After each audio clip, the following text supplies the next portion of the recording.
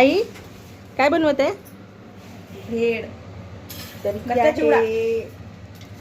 पुणेरी किंवा मराठवाडा स्टाईलमध्ये याला भेळ म्हणतात आणि आमच्या विदर्भात आहे हा कच्चा चिवडा.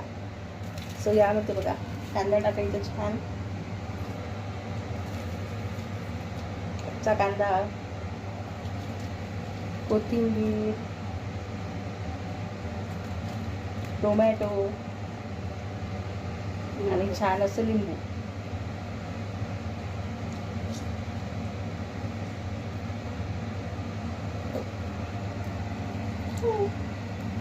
असं त्या